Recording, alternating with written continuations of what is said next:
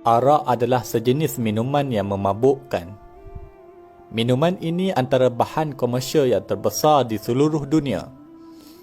Namun begitu, majoriti agama di dunia ini mengharamkan arak. Akan tetapi, ketegasan dan disiplin larangan ini seolah-olah hanya disinonimkan dengan Muslim sahaja. Di dalam Islam, larangan arak terdapat di dalam Al-Quran. Surah Al-Ma'idah ayat 90, Surah Al-Baqarah ayat 219, Surah An-Nisa ayat 43. Larangan arak dalam agama Hindu. Terdapat banyak larangan meminum arak di dalam agama Hindu. Arak di dalam kitab Hindu dikenali sebagai sura. Menurut Madhavi Bhaskar Kotharkar di dalam jurnalnya Review Surah the Liquor and the Vedic Sacrifice mengatakan minuman sura atau arak adalah dilarang dalam agama Hindu. Larangan ini juga terdapat dalam kitab suci agama Hindu. Di dalam kitab suci agama Hindu mengatakan peminum arak adalah orang yang lemah mindanya. Di dalam kitab Atharvaveda menyebut, minda yang lemah, orang yang mengambil daging, meminum arak, dadu di papan judi, lelaki yang gairah pada seorang perempuan. Begitu juga biarkan fikiranmu, wahai yang tak terhindar. Di dalam kitab Manusmriti juga terdapat banyak larangan meminum arak. Membunuh Brahmana, meminum sura, mencuri emas seorang Brahmana, berzina dengan isteri guru dan bergaul dengan orang jahat, mereka digolongkan sebagai Mahapataka. Manusmriti bab 11 ayat 55. Seorang vijati yang sengaja mabuk kerana pengaruh fikiran, sura atau meminum minuman keras yang mendidih panas, kalau seluruh badan ini telah tercuci oleh air didih itu, maka terbebaslah ia dari dosa. Atau ia boleh meminum kencing lembu, air, susu, mentega suci atau air tahi sapi yang panas hingga ia mati. Manusmriti bab 11 ayat 91 hingga 92. Sesungguhnya sura adalah biji-bijiran kotor yang ditolak dan demikian pula dosa itu disebut mala. Oleh kerana itu, Brahmana, Satriya dan Vaishya dilarang meminum sura. Ketahuilah bahawa sura terdiri atas 3 macam jenisnya, iaitu yang disuling dari gula, yang disuling dari kembang maduka dan yang disuling dari padi. Seperti satu yang disebut di atas, demikian ketiganya itu dilarang bagi orang vijati. Manusmriti bab 11 ayat 94 hingga 95. Larangan arak di dalam agama Buddha. Di dalam Pancasila, 5 sila ajaran Buddha, sila terakhir menyatakan perlu menghindari minuman yang memabukkan. Malah ilmuwan Buddhis sendiri seperti Master Xing Yang dalam bukunya The Core Teaching mengatakan sekiranya seseorang itu mengambil sedikit sahaja minuman keras, tetap juga dilarang.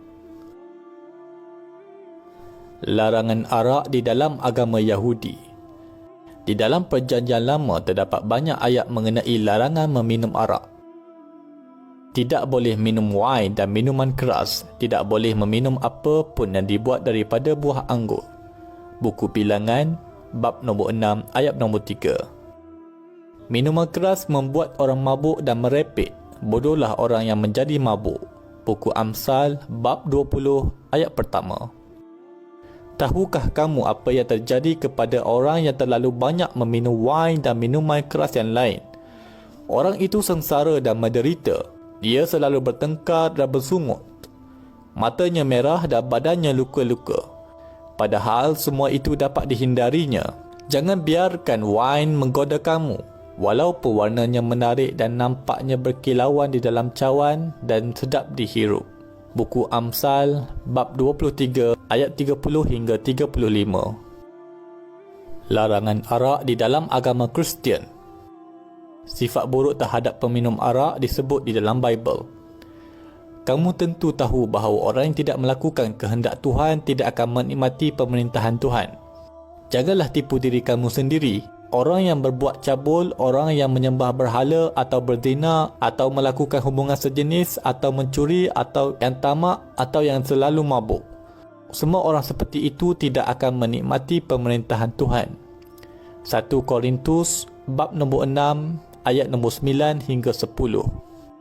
Malah aliran Seventh Day Adventist adalah aliran Kristian yang lantang melarang dari meminum arak. Larangan arak di dalam agama Sikh. Dalam kitab agama Sikh, Guru Granth Sahib Ji, himpunan Guru Gobind Singh, terdapat larangan meminum arak. Minum anggur menurunkan kecerdasan dan merosakkan fikiran. Sri Guru Granth Sahib, halaman 554. Di dalam agama Sikh juga terdapat 5 larangan asas, antaranya tidak boleh potong rambut, tidak boleh berkelakuan buruk, tidak boleh merokok, tidak boleh memakan daging yang disembelih, tidak boleh meminum arak.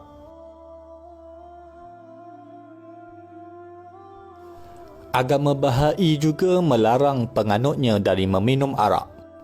Berpandukan dalil di dalam Al-Quran, agama Bahai juga memetik dari ayat tersebut bagi mengharamkan arak di dalam agamanya.